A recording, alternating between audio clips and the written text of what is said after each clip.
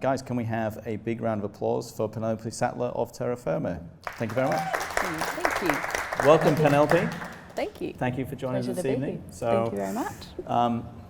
Penelope, how did you get started within the family business? Okay, so we work in golf, and I actually studied hotel management at university. So I did a Bachelor of International Hotel Management. I worked overseas for a little while and then moved back to Hobart in Tasmania and was working there. And my dad gave me a call and said that they're building another golf course and could I be part of the opening team and probably move into the general management role when that opened. And I said I'd love to. Yeah. So that was how that began. And I think you were telling me as well a little bit around kind of, it wasn't your dad's passion to run a golf course in the first instance. Did that start off as a farm? Was that right? Yeah, that's exactly right. Barnbougle is actually a farming property, so we have beef and potatoes. And the land that was turned into the golf course was actually non-used coastal land, basically. None of us are golfers.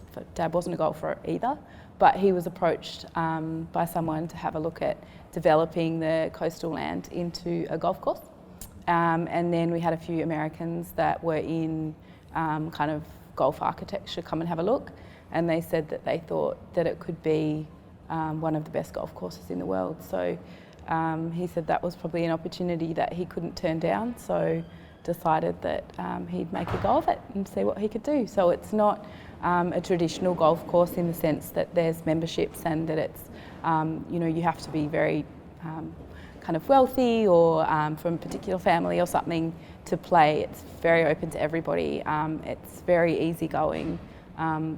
We need numbers, and we're try to be more a hospitality resort rather than a really strict golf resort. So that's how we've probably changed the golf industry a little bit like that, in that it's more open just for everybody to play. Yeah. And if you go back to those days of when your dad was making that decision to obviously whether to sell that land or to develop that land, was that a difficult process? Or was it kind of? Yeah, I think it was. He leased the land originally, but was also part of the group that put the funds together for the golf course.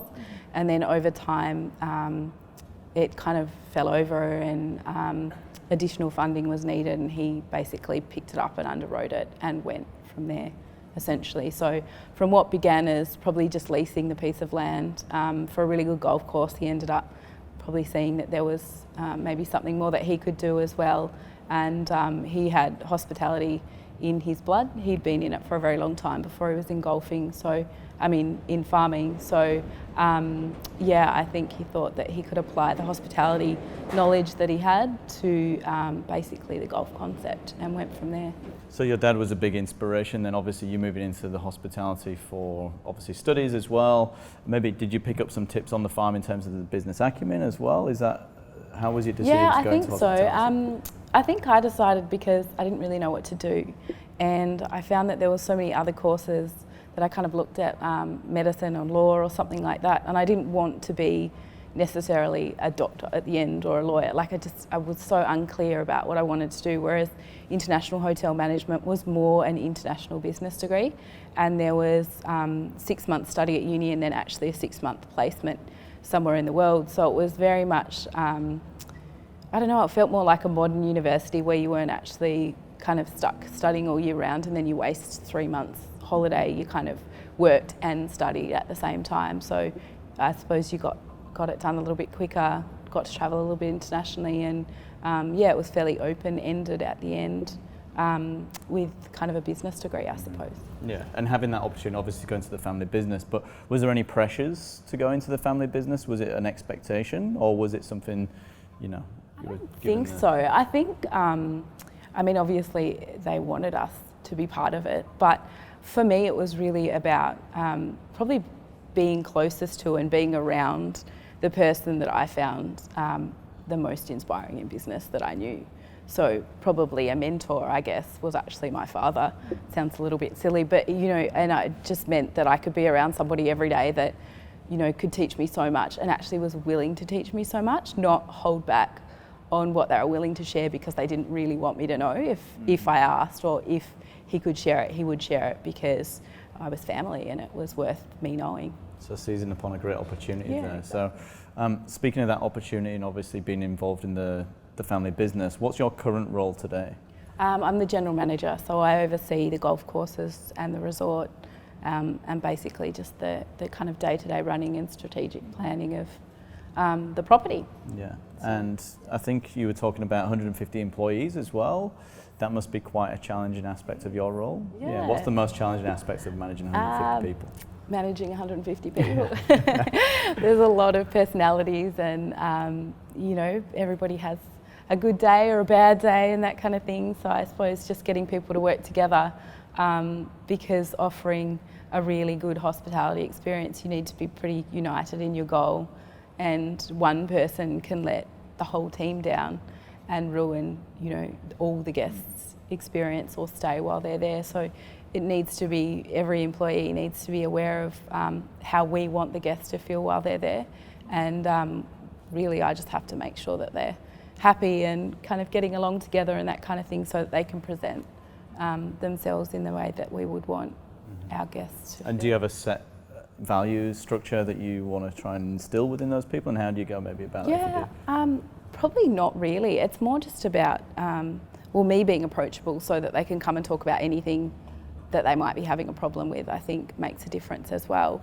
But just that we're easygoing, and we want them to be easygoing and very much like friendly, and just kind, and just have a conversation with the guests and make them feel really comfortable, rather than like a really fine dining experience where you feel a little bit like rigid or something like that, because we are in the country and it is difficult to get staff. So we just basically try and make sure that they can be hospitable to the people that they're looking after, and really kind of go above and beyond and be really friendly as well. So customer service is obviously a big thing for very you, much and so. do you take any extra measures in terms of looking after those guests? Obviously you talk about the staff, but is there anything like wow factors that you incorporate into your business?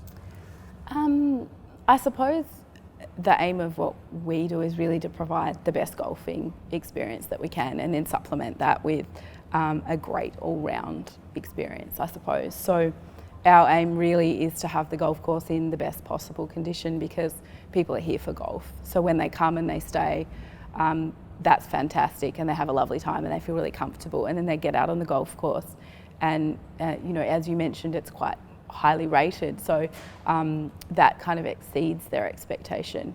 I suppose very much trying to make them understand that they're playing on a really good golf course, and then when they come back they feel relaxed and have a good time, and really comfortable, and it kind of exceeds expectations and provides a really good overall experience.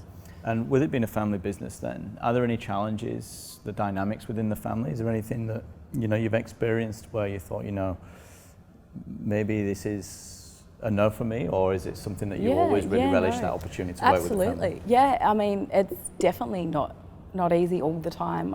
We are lucky because we get along really well, but I'm one of 4 children, and we all have some role that we play within the company, and I think that's difficult as well.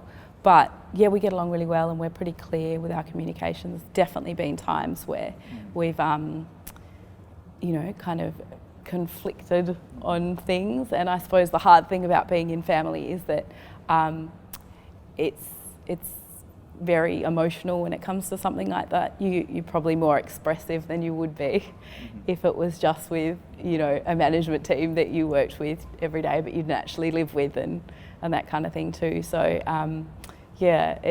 it can be difficult sometimes, but it's good. Yeah. And do you ever set aside certain times, this is definitely family time where we need to completely detach from work?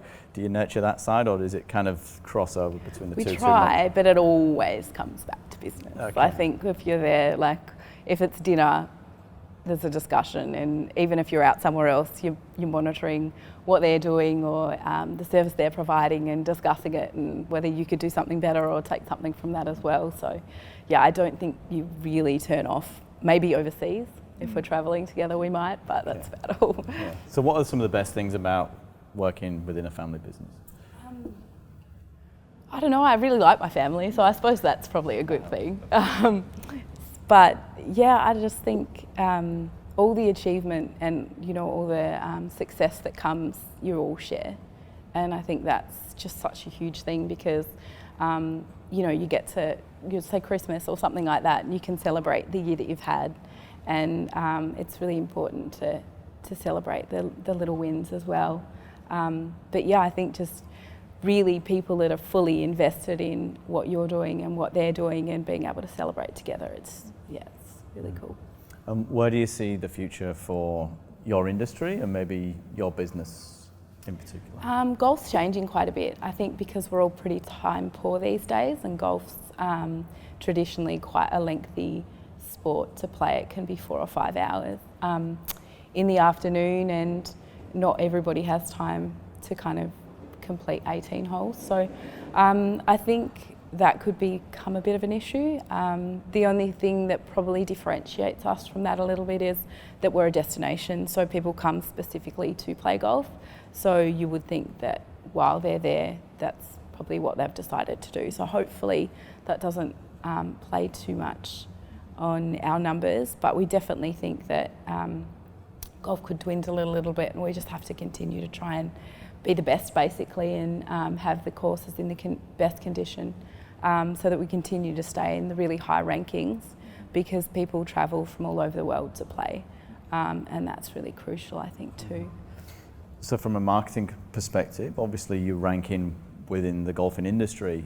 Do you do anything in particular to rank better within a marketing perspective?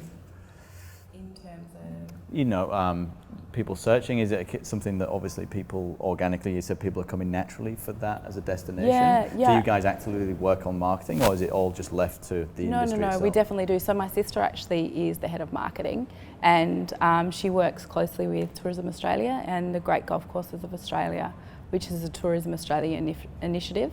She actually runs that as well, it's her company. So we're involved in that too. So that basically promotes a lot of the top golf courses in Australia around the world. And I think because we're world rated as well, we often appear internationally in magazines. So we'll be in the, recently in the Golf Digest, best 100 courses outside the US, and it was a Golf Digest US magazine. So that makes a massive difference, because Americans are then fairly aware, and you start to become part of people's bucket list. And golfers are very particular on courses that they want to play as well. So if they've read a lot about it and they kind of think of it as a bucket list item, then they'll definitely come and play at some stage, and hopefully they'll come back. Yeah, I like that whole bucket list marketing thing. It's pretty cool, isn't it? So strategic partnerships in that sense. So if you think about future generations of the family business then, is that something, you know, if you yourself or your siblings, have they got any thoughts of they want their children to go into the business or not so? Have you had those discussions? Yeah, not so much, because none of us have children yet, but I think definitely we kind of see ourselves as just the guardians of what's there at the moment to look after and hopefully improve and grow in our lifetime, and then pass it on to the next generation for them to do the same thing. And hopefully it's something that will last, you know, for years and years to come, not be busted apart in the next generation or this generation or something like that through conflict or something. So very aware of kind of the succession planning, I think, that needs to take place to make sure that it's something that will be around for a long time. Excellent. Okay guys, so I'm going to leave it there. So we're going to have a little interval, but first of all, can we have a round of applause for Penelope Sattler? Thank you very much. Thank you very much, Penelope.